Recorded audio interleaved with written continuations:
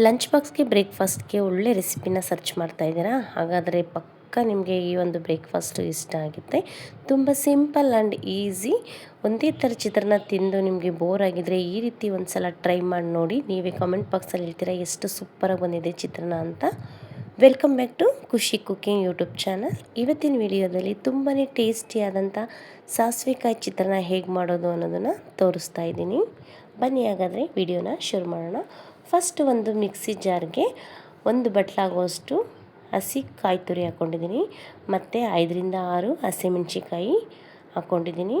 ಮತ್ತು ಒಂದು ಇಡಿ ಆಗುವಷ್ಟು ಕೊತ್ತಂಬರಿ ಸೊಪ್ಪು ಹಾಕ್ಕೊಳ್ತಾ ಇದ್ದೀನಿ. ಮತ್ತು 2 ಎಸಳು ಫ್ರೆಶ್ ಆಗಿರೋ ಕರಿಬೇವು ಬಿಡಿಸಿ ಹಾಕ್ಕೊಳ್ತಾ ಇದ್ದೀನಿ. ಮತ್ತು 1 ಚಮಚ ಸಾಸಿವೆ ತಗೊಂಡಿದ್ದೀನಿ. ಮತ್ತು 1 ಚಮಚ ಜೀರಿಗೆ ತಗೊಂಡಿದ್ದೀನಿ. ಆಮೇಲೆ ರುಬ್ಕೊಳ್ಳೋಕೆ ಬೇಕಾದಷ್ಟು ನೀರು ಹಾಕ್ಕೊಂಡು ಇವಾಗ ಮಿಕ್ಸಿ ಮಾಡ್ಕೊಳ್ಳೋಣ. ನೋಡಿ ಈಗ ರುಬ್ಬಿದ್ದೀನಿ. ತುಂಬ ತರಿಯಾಗೂ ಇರಬಾರ್ದು, ತುಂಬ ನುಣ್ಣಗೂ ಇರಬಾರ್ದು. ಒಂದು ಮೀಡಿಯಮಲ್ಲಿ ಇದು ರುಬ್ಕೊಬೇಕು. ಹಾಗಾದರೆ ಚಿತ್ರಾನ್ನ ಚೆನ್ನಾಗಿ ಬರುತ್ತೆ. ನೋಡಿ ಈಗ ಒಂದು ಬಾಣಲಿ ತಗೊಂಡು ಬಾಣಲಿಗೆ ಒಂದು 5ರಿಂದ 6 ಸ್ಪೂನ್ ಆಗೋಷ್ಟು ಎಣ್ಣೆ ಹಾಕ್ಕೊಳ್ತಾ ಇದ್ದೀನಿ. ಎಣ್ಣೆ ಕಾದ್ಮೇಲೆ ಅರ್ಧ ಸ್ಪೂನ್ ಸಾಸಿವೆ ಹಾಕ್ಕೊಳ್ತಾ ಇದ್ದೀನಿ. ಆಮೇಲೆ ಅರ್ಧ ಸ್ಪೂನ್ ಜೀರಿಗೆ ಸೇರಿಸ್ಕೊಳ್ತಾ ಇದ್ದೀನಿ. ಮತ್ತು 1 ಸ್ಪೂನ್ ಆಗುವಷ್ಟು ಉದ್ದಿನಬೇಳೆ ಹಾಕ್ಕೊಂಡಿದ್ದೀನಿ. ಮತ್ತು ಅರ್ಧ ಸ್ಪೂನ್ ಆಗುವಷ್ಟು ಕಡಲೆಬೇಳೆ ತಗೊಂಡಿದ್ದೀನಿ. ಆಮೇಲೆ ಒಂದು ಅರ್ಧ ಬಟ್ಲು ಆಗುವಷ್ಟು ಶೇಂಗಾ ತಗೊಂಡಿದ್ದೀನಿ. ಶೇಂಗಾ ಸ್ವಲ್ಪ ಜಾಸ್ತಿನೇ ತಗೊಳ್ಳೋಣ. ನೋಡಿ ಇದೆಲ್ಲ ಕೆಂಪಗಾಗೋವರೆಗೂ ಫ್ರೈ ಮಾಡ್ಕೊಳ್ಳೋಣ.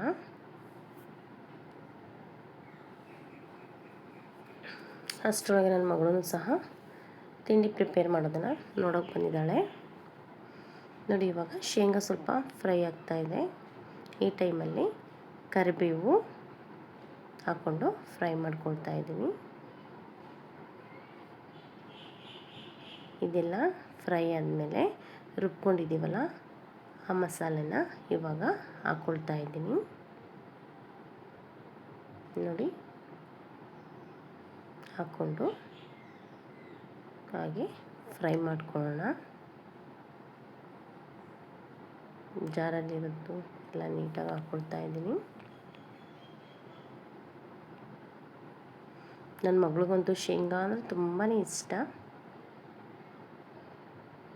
ನೋಡಿ ಇದು ಎಣ್ಣೆ ಬಿಡೋವರೆಗೂ ಸಹ ಹಾಗೆ ಫ್ರೈ ಮಾಡ್ಕೊಳ್ಬೇಕು.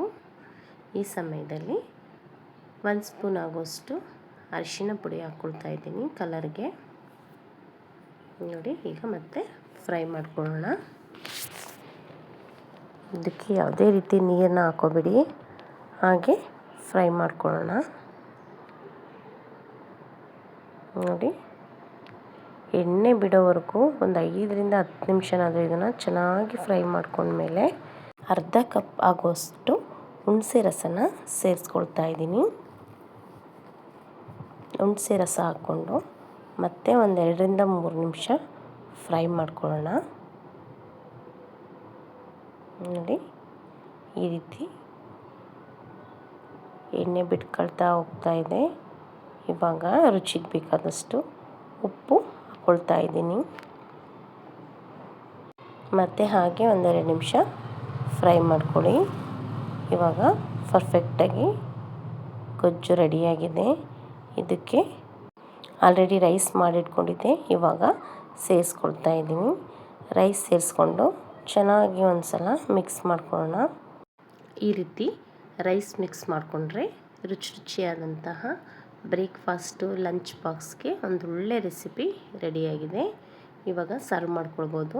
ನೋಡಿ ಮೇಲುಗಡೆ ಸ್ವಲ್ಪ ಕೊತ್ತಂಬರಿ ಸೊಪ್ಪು ಹಾಕ್ಕೊಂಡ್ರೆ ತುಂಬಾ ಕಲರ್ಫುಲ್ಲಾಗಿ ಟೇಸ್ಟಿಯಾಗಿ ಗ್ರೀನಿಯಾಗಿ ರೈಸ್ ರೆಡಿಯಾಗಿದೆ. ನೋಡಿದಲ್ಲ ಎಷ್ಟು ಈಸಿಯಾಗಿ ಈ ರೈಸ್ನ ರೆಡಿ ಮಾಡ್ಕೊಂಡ್ವಿ ಅಂತ.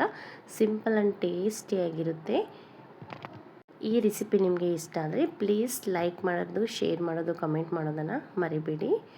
ಮತ್ತು ಇದೇ ಥರ ಬೇರೆ ಬೇರೆ ರೆಸಿಪಿಗೋಸ್ಕರ ನಮ್ಮ ಖುಷಿ ಕುಕ್ಕಿಂಗ್ ಚಾನಲ್ನ ಸಪೋರ್ಟ್ ಮಾಡಿ ಮತ್ತು ಸಬ್ಸ್ಕ್ರೈಬ್ ಮಾಡ್ಕೊಳ್ಳಿ. Thank you.